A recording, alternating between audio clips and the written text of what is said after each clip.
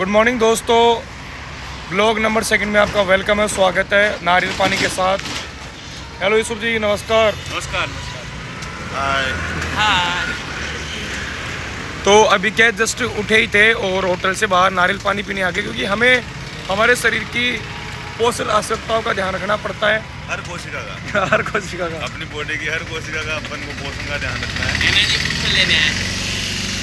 Hello जी, blog के day 2 में आप सभी का वेलकम है। और आज जो हम लोकेशन एक्सप्लोर करने वाले हैं वहाँ पे बहुत कम लोग जाते हैं। ऋषिकेश से काफ़ी लगभग दूर है, मतलब 1 घंटे का रास्ता है। और आपने कभी पौड़ी गढ़वाल का नाम सुना हो तो उसी लोकेशन में अपन चल रहे हैं।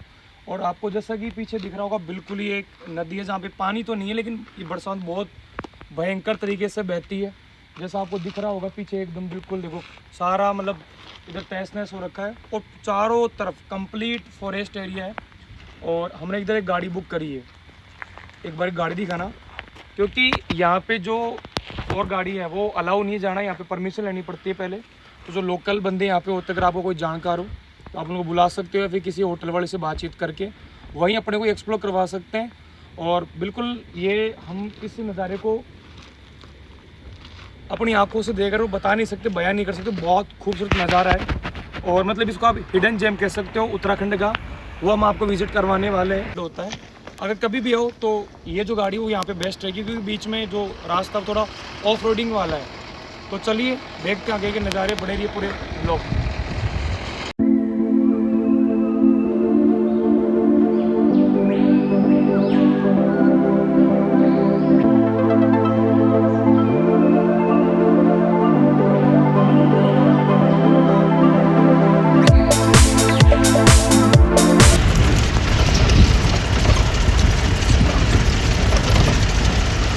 भाई ये चल रही है हमारी ऑफ रोडिंग बोलेरो गाड़ी के साथ और खूबसूरत नज़ारे इसके।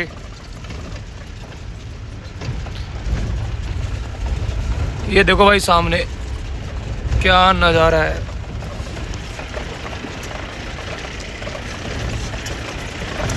ये ऋषिकेश से बिल्कुल दूर है भाई, एकदम दूर। मतलब यहाँ पे बहुत कम लोग आते हैं और जहाँ पे बहुत कम लोग जाते हैं वही लोकेशन हम आपको दिखाने वाले हैं। ये देखो भाई, ऐसे तो ये सड़क है, ये पानी बह रहा है और ये देखो गजब।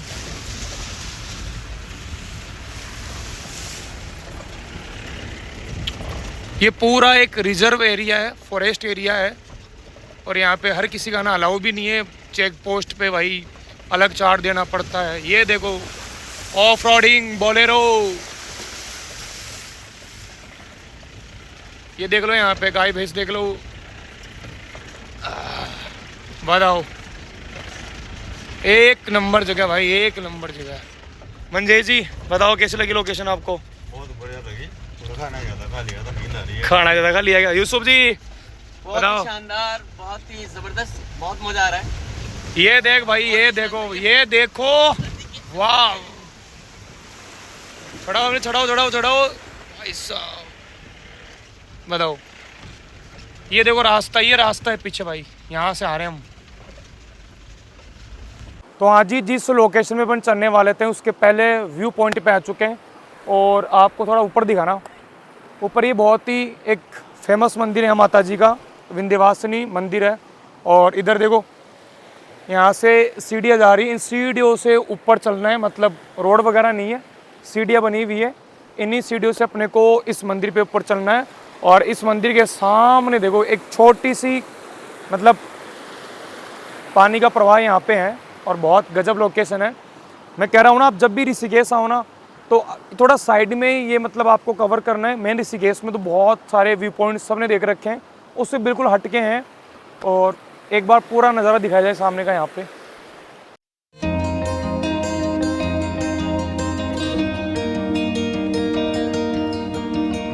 और आप इस विंध्यवासिनी मंदिर के जब पास आओगे ना बिल्कुल, तो यहाँ पे इस पानी की जो ये प्रवाह है, इसी के जस्ट सामने यहाँ पे टी स्टॉल, नाश्ते के लिए स्टॉल बने हुए भाई साहब। मस्त चाय नाश्ता यहाँ करो।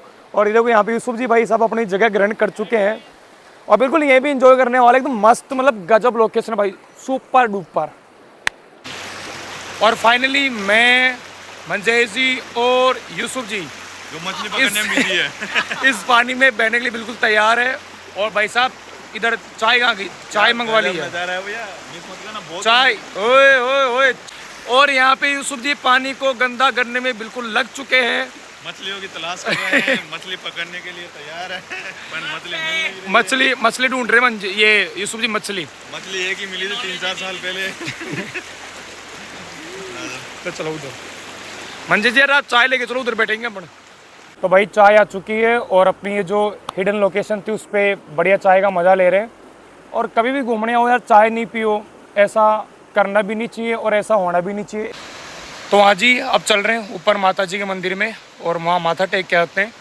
बहुत फेमस मंदिर है। जब रामनवमी का यहाँ पे त्यौहार होता है, नवरात्रि होती है, तो यहाँ पे मेला भी लगता है और बहुत ही शानदार व्यू यहाँ से आने वाला है। और मैं और मंजय जी ऊपर जा रहे हैं मंदिर, आप सभी के लिए शुभकामनाएं लेने, आशीर्वाद लेने।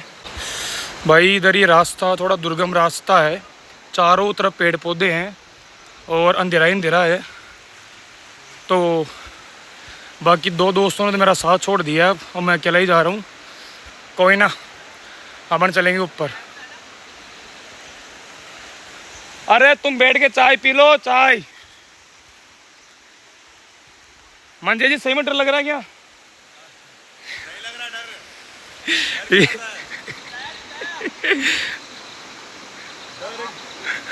आओ तो सही यार, एक बार ऊपर का नजारा देखो चारों तरफ। आ जाओ आराम आराम। भाई साहब बहुत ही खतरनाक रास्ता, देखो ऊपर चढ़ने का। ये सीढ़ियाँ बनी हुई, आगे कहीं भी टूटी हुई है, कहीं भी फिसलन है, लेकिन इतनी मेहनत के बाद जो नज़ारा होगा भाई साहब वो बहुत ही खूबसूरत होगा, शानदार। जैसा कि आपको दिख रहा होगा, तो मेरे बाल गीले हो रखे हैं, पहले नदी में कूद काद गए हैं, अब चल रहे ऊपर मंदिर में आशीर्वाद लेने माता जी का।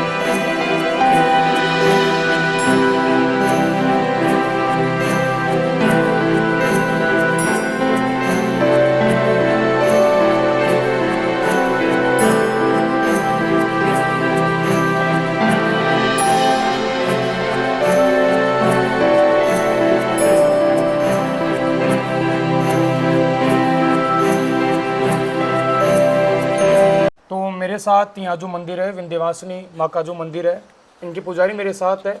एक बार इनसे जानते हैं कि मंदिर किस लिए फेमस है और ये जो जगह है वो इतनी फेमस क्यों है। नमस्कार महाराज जी, प्रणाम। जय हो भैया, कल्याण हो। माँ विंध्यवासिनी देवी के नाम से मंदिर जाना जाता है और यहाँ आने वाले भक्तों की सारी मनोकामनाएं पूर्ण होती हैं। देवी का महात्म्य यह है कि भगवान कृष्ण जन्म लेने से पहले योग माया को आदेश दिए थे कि तुम यशोदा के यहाँ जन्म लो, हम कंस के कारागार में जन्म लेते हैं। जन्म के बाद जब उस देव जी कन्या को बदल करके मथुरा से गोकुल, गोकुल से मथुरा लाते हैं, तो कंस देवकी से लेकर के कारागार से मारना चाहता है पत्थर पे पटक करके। तो महामाया हाथ से छूट करके योग माया रूपी कन्या जो होती है वो यहीं गिरती है। अच्छा। गिरने के बाद संभल के उसको श्राप देती है और विंध्याचल में दिव्य स्थान लेती है। क्रोधवश उसके कुछ गहने गिरिया पर्वत पे गिरे हैं जो बांदा जिले में है। तो भारत में 3 ही पीठ है सिद्धपीठ माँ विंध्यवासिनी देवी की। अच्छा। और यहाँ के पूर्व जो है महायोगी गौरी बाबा ने माता को प्रतिष्ठित किया।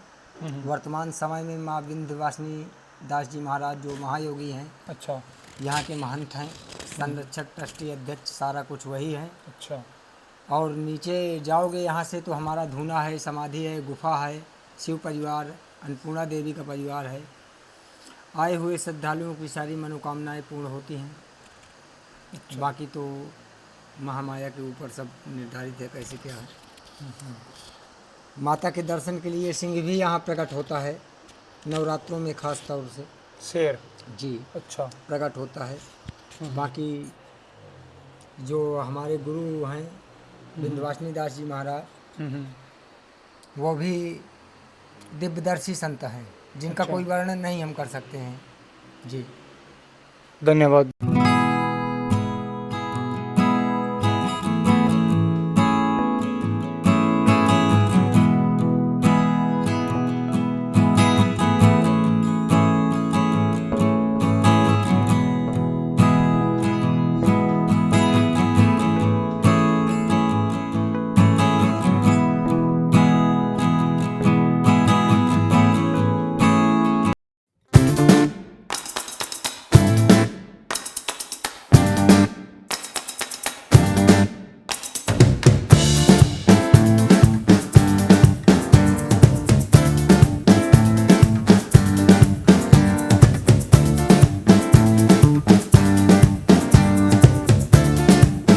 माता जी के हमने दर्शन कर लिए और जैसा कि यहाँ की जो प्रसिद्ध कहानी थी वो आपको महाराज जी ने बताई भी, और यहाँ के जो महान संत थे जिन्होंने यहाँ की इस पीठ की स्थापना की थी गौरी जी महाराज, उनका भी आपको हमने जो धूना था, जो हवन जहाँ करते थे वो भी दिखाया, उनकी समाधि हमने दिखाई।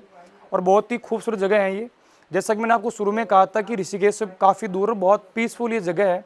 पीसफुल इसलिए क्यों, जैसे कि हम जो रास्ते हम पार करके आए थे अभी, जो गाड़ी से चल रहे थे, ऑफ रोड ये रास्ता था। दूसरी बात, यहाँ पे एक बार मैं दिखाना चाहूँगा आपको, ये जो पीछे पहाड़ियाँ है ना, यहाँ बिल्कुल ठंडा मौसम है एकदम। कि ऋषिकेश में भीड़ है, यहाँ पे बिल्कुल भी भीड़ नहीं है। इस मंदिर पे आओगे तो अलग सुकून है। और जैसा कि हमने आपको कुछ एडवेंचर दिखाया था कि गाड़ी कैसे नदी पार करके जा रही है, मतलब वो एक नदी के छोटे छोटे रूप थे, ऑफ रोडिंग सड़क थी, इस टाइप का था। चारों तरफ पहाड़ है, हरियाली है, और थोड़ा बहुत और आपको मैं दिखाने वाला हूँ आगे यहाँ की खेती, कुछ तरीके खेती वगैरह कैसे होती है, और कुछ भी अगर मेरे को बढ़िया चीज़ें मैं देख रहा हूँ, एक्सप्लोर कर रहा हूँ, आपको जरूर दिखाऊंगा। ब्लॉग को एंड तक देखना है।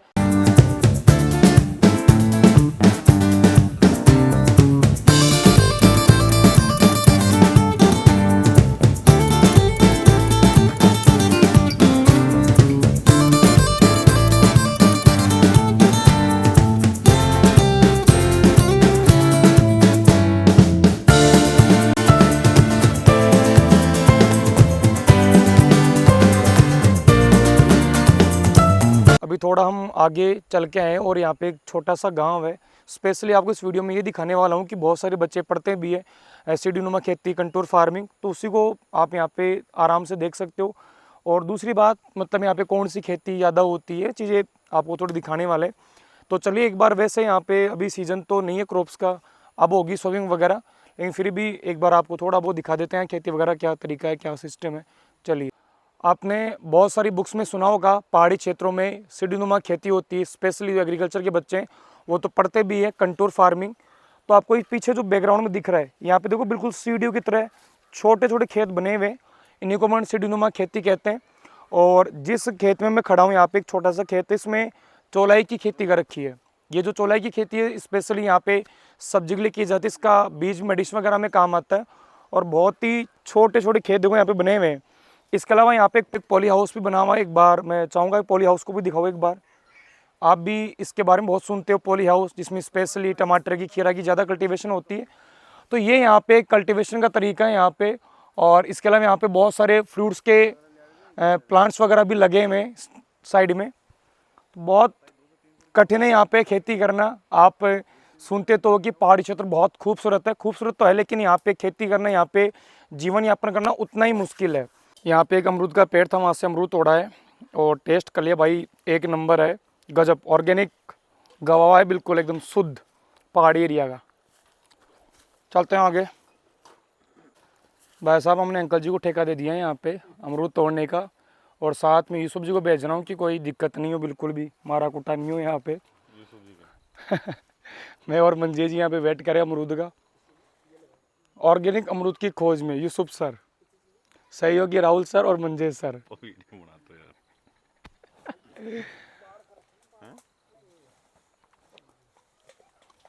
तो ये जो आपको पौधे यहाँ पे दिख रहे हैं, ये हरे हरे पौधे बिल्कुल तीखी पत्तियों के, ये अदरक का पौधा है।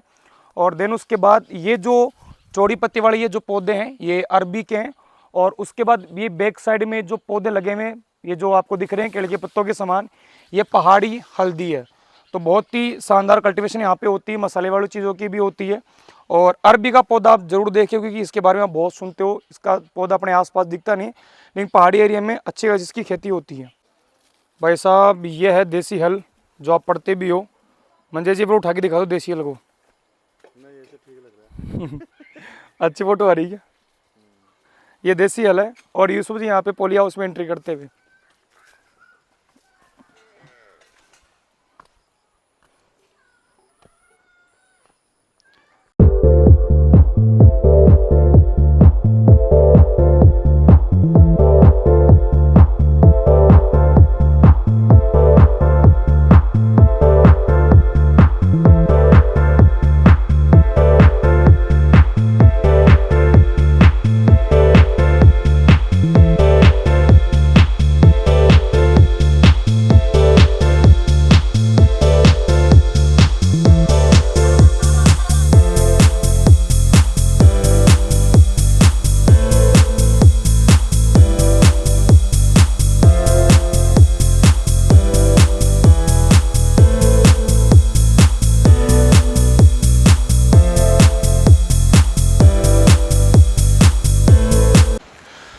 तो हाँ जी, आज का अपना जो डे 2 का जो ब्लॉग था वो यहीं पर कंप्लीट होता है।